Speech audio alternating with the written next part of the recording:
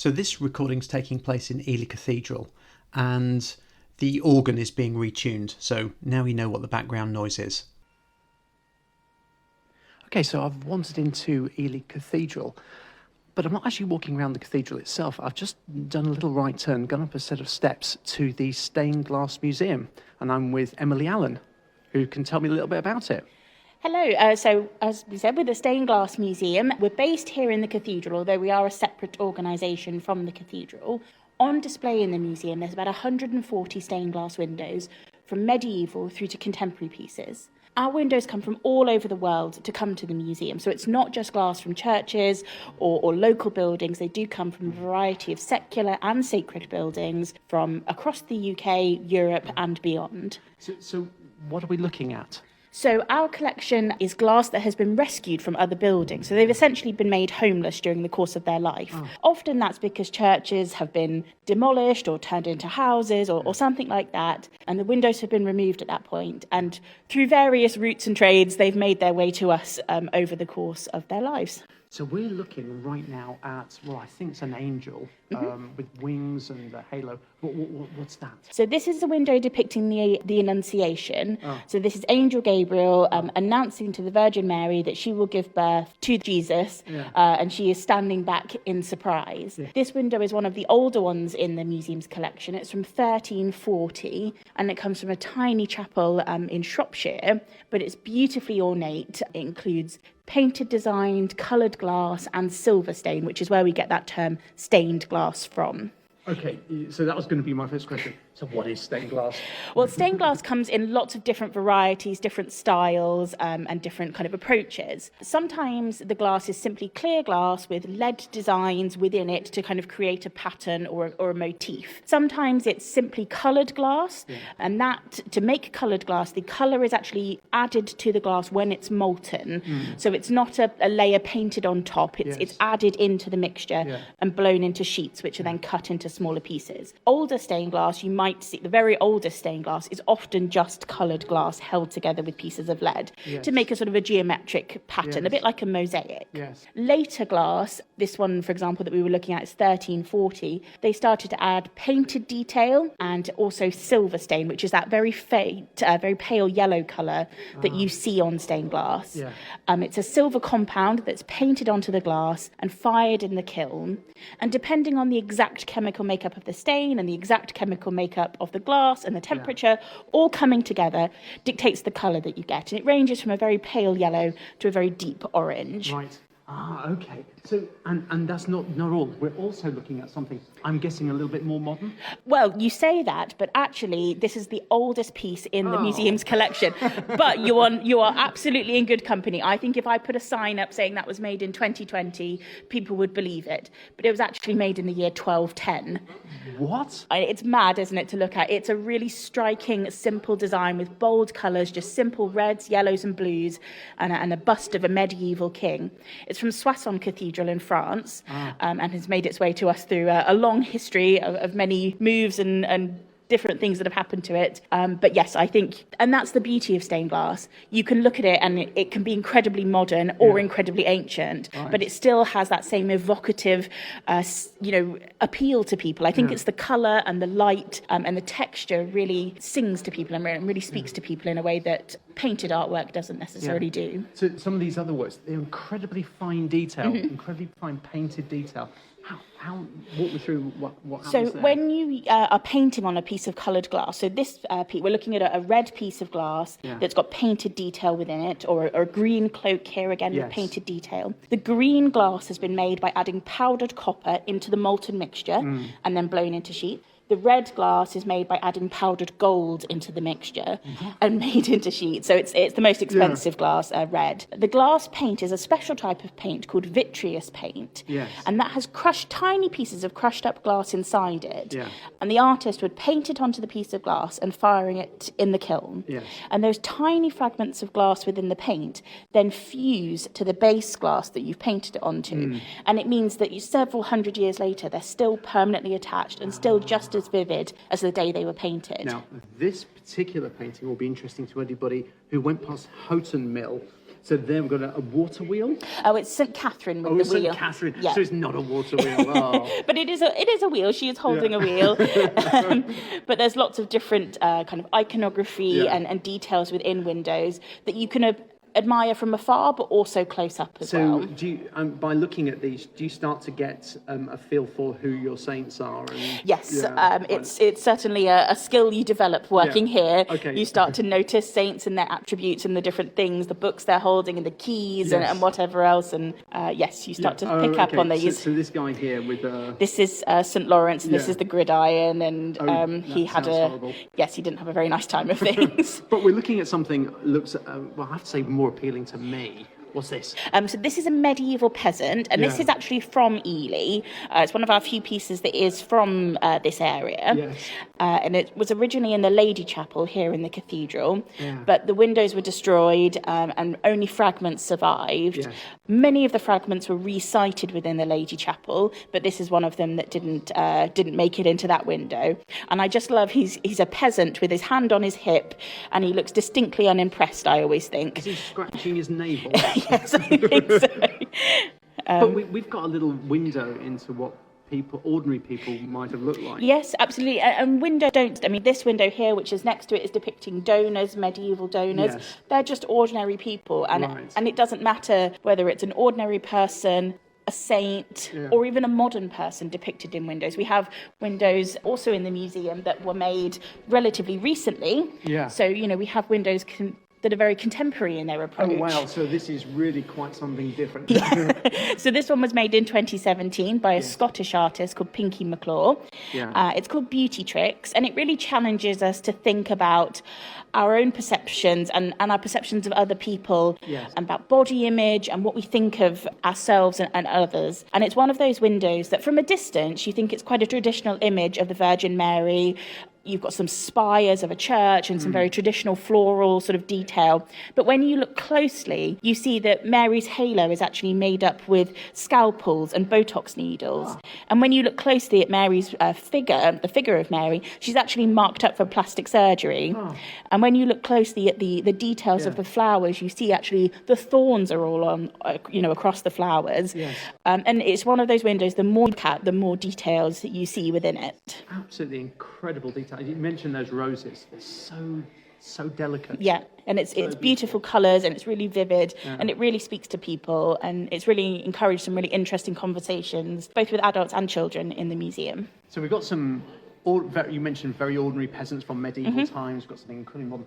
I think I see something else there that looks quite familiar. So we also have a large oil paint. Well, it's very much in the style of an oil painting. Yeah. It depicts King George III in his coronation robes. Yes. And it's a copy of the well-known Sir Joshua Reynolds portrait of this design. But this was a copy in glass made by a chap called James Pearson, made in 1793. Yeah. And this is enamel painted glass, which is slightly different from the traditional glass paint, which only comes in this sort of brown-black colour. You can see with this window, you've got multiple colours. Yeah.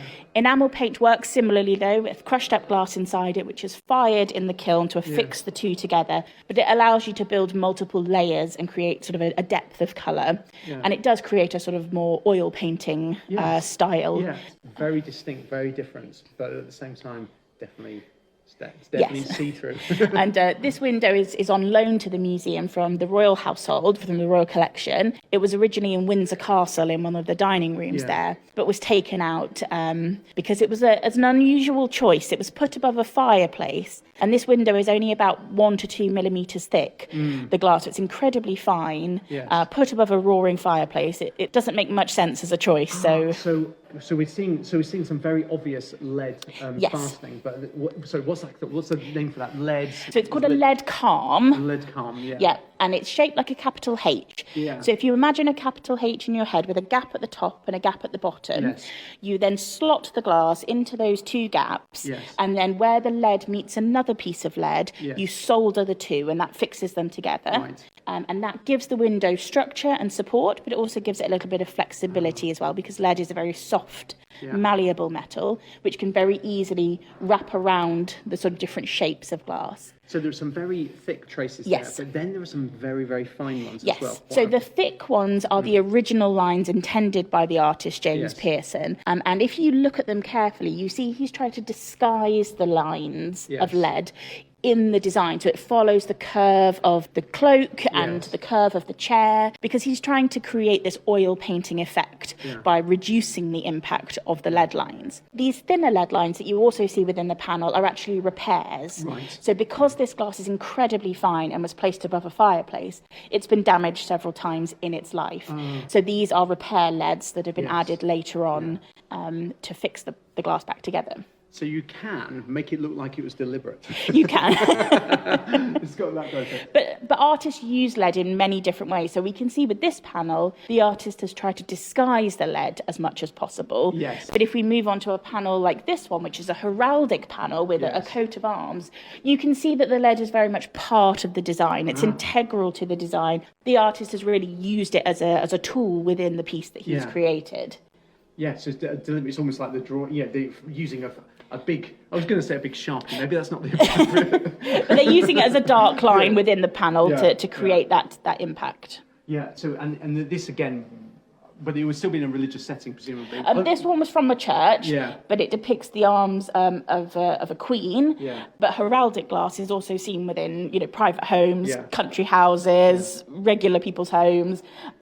If you have your own coat of arms, I suppose you want to share it with people. So I heard a stat about this museum, about the amount of stained glass you have. You have quite a lot. I mean, We do. So we're the only stained glass museum in the UK that's dedicated to glass in the way that our displays are. So there are other museums that have stained glass within their collection, but nowhere that has the breadth and the depth of collection that we have. Yes.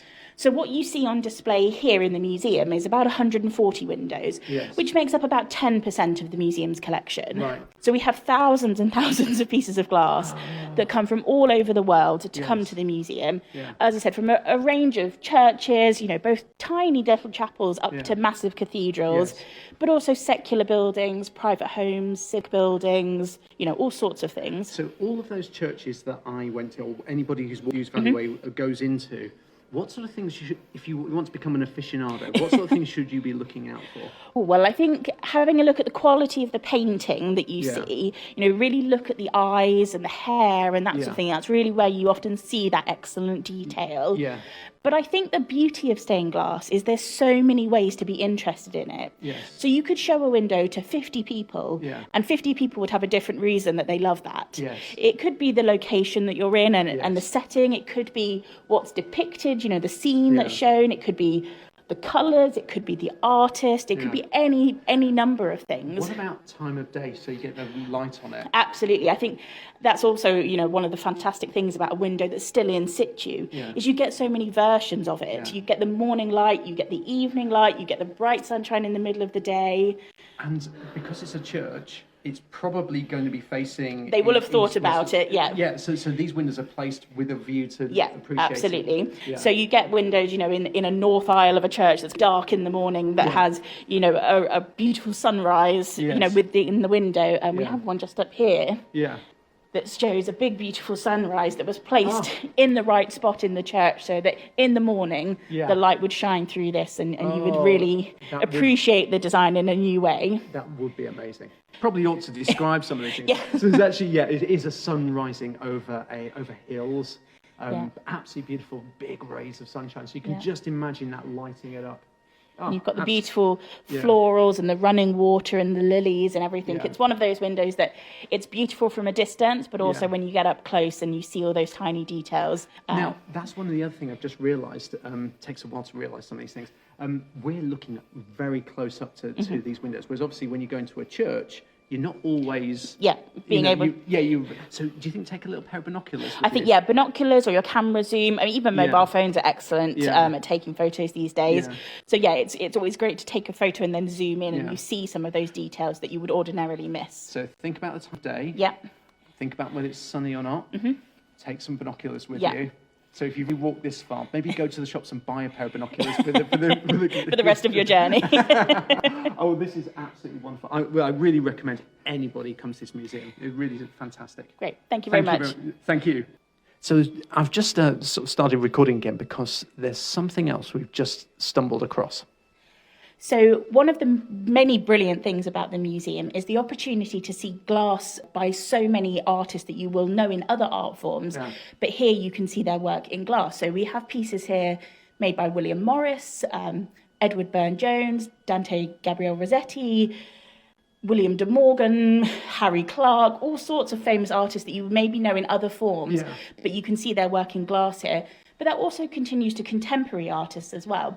So this window that I'm pointing to is called St Adelaide. Yeah. It's by the contemporary artist Kehinde Wiley, who's an American artist. He painted the Obama's official portraits and all sorts of things like that. But he did work in glass for a short while, and we're very fortunate to have a piece of his here. So, it's a wonderful piece. He's wearing a pair of jeans, but actually, that's something I hadn't expected to see in stained glass, but really works.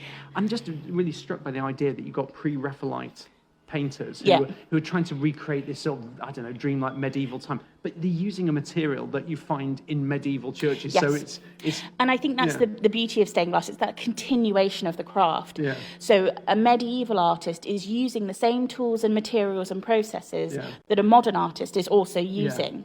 And they're still using their glass to tell stories to audiences. And those audiences might be 800 years apart, but the glass is still doing that job. It's still conveying a message, conveying a feeling.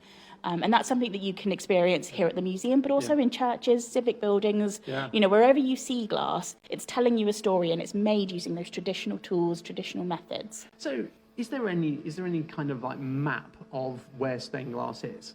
So there's a great website called Visit Stained Glass. Just visit stainedglass.com, and you can look at different people have said, these are my top 10 favourite windows, across the country. But you can also zoom into locations and see more details about windows in churches across the country.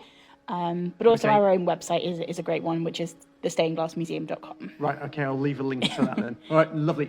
Thank you very much for that. That's all right. Thank you very much. And if you too would like to visit the museum, I've left some details in the description.